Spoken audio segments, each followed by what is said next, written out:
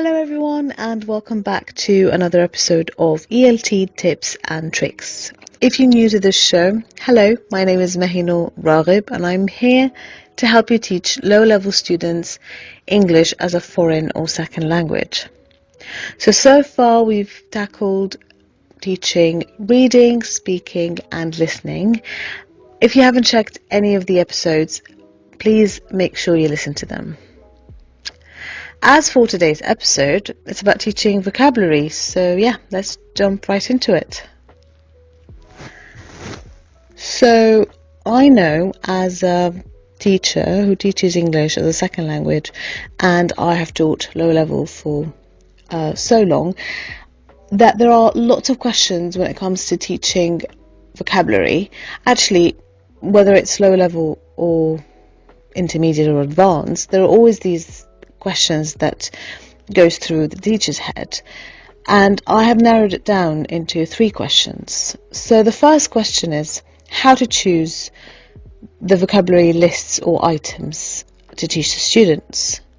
The second question is how to deliver these vocabulary items. And the last question is how to make students be able to recall them later in other classes. Okay, so let's start with the first question, how to choose the vocabulary items or list. But before answering this question, we have to ask ourselves the very important question, which is, what's the purpose of choosing certain lists? So the purpose is very important. Always remember that you always have to have a purpose for any task or anything that you're doing in class. So, when choosing vocabulary lists, you have to make sure that the list you're choosing complements other areas in your teaching, or by areas I mean skills. So I want them to use the vocabulary in writing or in speaking, for example. So what sort of writing, what sort of speaking? Okay, so I want them to be able to, for example, introduce themselves, or be able to write about their hobbies, or they'll be able to describe people's appearances or personalities. So, okay, so now I know my purpose, now I know where to go or what items to choose. Okay, so when I set my mind to what items or that I want my students to learn, I also have to make sure that I don't give my students 20 vocabulary items in class. So the first class, I'm teaching them personality adjectives. I'm going to give them 20 adjectives. I mean, that's a lot of adjectives, and it's very challenging for low-level students. Actually, it's very challenging for any level of student, because it becomes too challenging cognitively, and I just want them to be able to recall 5 or 6, or I'd say maximum 10 items of vocabulary in class and later on. So pushing 20 vocabulary into their brains, it's an impossible task. So make sure that when you choose the lists, don't choose 20 vocabulary items in a list. Okay, so where to get the lists from? Well, of course you have your textbooks, and if you're a new teacher, please use textbooks, because they always a big help. But if you want to get them from other sources, then fine, do it, but make sure that the topics that you're tackling are suitable for the level, suitable for the interests, the background, and all that. So you have to put that in mind. Okay, so I've chosen my lists. Now let's go to question number 2.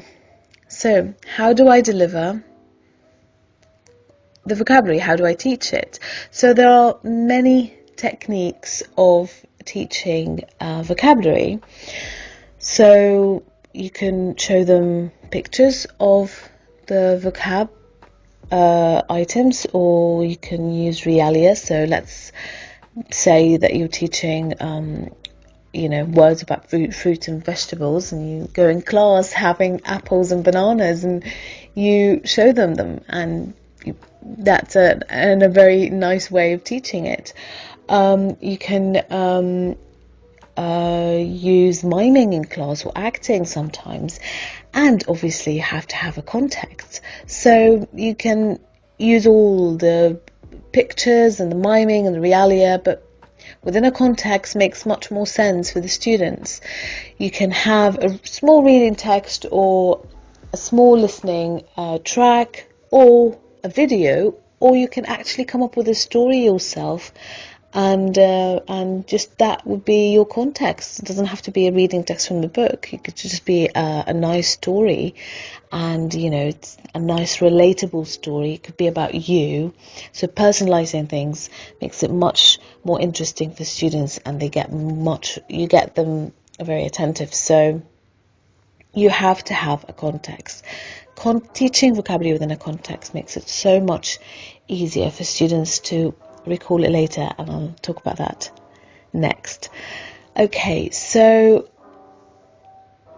now you have your vocabulary list, you have your context. You can then later on ask concept checking questions, and just to make sure that the students get the meaning of the word and they practice.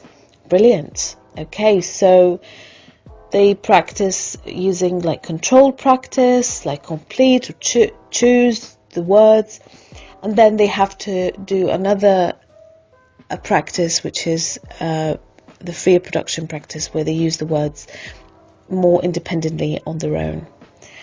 Okay, so let's come to the last question, which is how to make sure that students be able to recall the vocabulary list later on. Okay, so as I mentioned before, we have to have a purpose. So our purpose is, for example, to students be able to, describe people's personalities. And let's say it's writing or speaking. And every time I want students to be able to recall it. And obviously it's not an easy task. Students don't remember, you enter class and you just tell students, do you remember the last time we had these and these and these vocabulary, and you just see blank faces all over the classroom, and that's quite normal. So how to help students to recall it? The first tip I'd say is repetition. So repetition is really magic. How do I do that? Well, let's say that the first session you introduce students to personality adjectives, and they understood it, they've done the control practice, the free practice, fine. Next session, I want students to write a small paragraph describing their best friend, for example. So they describe their personalities. Brilliant. But now I tell students, okay, just remember to add the list or some of the words that we've had last session. But obviously students won't remember. So the best thing you do is you direct them to where that was in the book, or you can write them on board, or you can have a ready-made newspaper sheet that you can stick it on board and just ask them to always refer back to it. And they do remember, but when they see it, they remember it and they can refer back to it. If you continue on doing this, so the next session you do the same, you direct them to the page number where the students can find the vocabulary items, or you can write them on board, newspaper sheet, as I mentioned, on board. By the fourth session, you don't need to do that. They'll be able to recall it. Just, yes, yeah, we remember these words. Okay, so repetition is always a key, and it becomes a routine for students. They know now what they're doing. It's just, when it's a routine, it's much easier for their brain to recall it. Right, the next tip I'd say is you also want to maximize students' number or vocabulary bank. And how do I do that? How, as a teacher, encourage students to do that? Again, with the idea of routine, you can create another routine. So I want students to be able to have more adjectives. So I wish that students be able to know 20 adjectives, but I couldn't teach them in class because it's impossible. So I taught them 7 adjectives, and I want my students to have, more adjectives in their bank. So when you create another routine, which is, for example, tell your students, okay, so next time make sure you bring to the class, or tell your colleagues a new adjective that you've learned. Okay, so students come with one new adjective that they've learned. So you choose a couple of students and they tell you a couple of adjectives, and they actually sort of explain it or teach it for their colleagues. Obviously they're low level students, so they won't be able to explain it properly, so they probably use the equivalent of it in their mother tongue language, or L1 language, and that's absolutely fine, the low level students.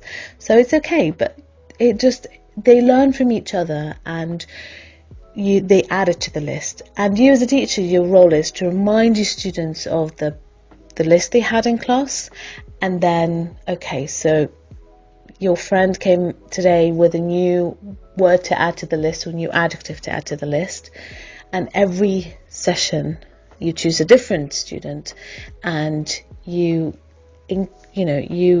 increase that list, and by repetition again, so you'll be able to recall all the words. Not all the words, let's say 80 or 90% of the words. So I hope these answered a little bit of your concerns about teaching vocabulary. So the important thing is you have your purpose, you choose the right list that suits that, or that is good for your purpose, and you have to make sure that you always repeat. Repetition is a key. Create a routine for your students and actually involve your students in that process as well. So thank you so much for listening, and please stay tuned for the next episode, which is going to be about teaching grammar. Thank you so much, and thank you. Bye.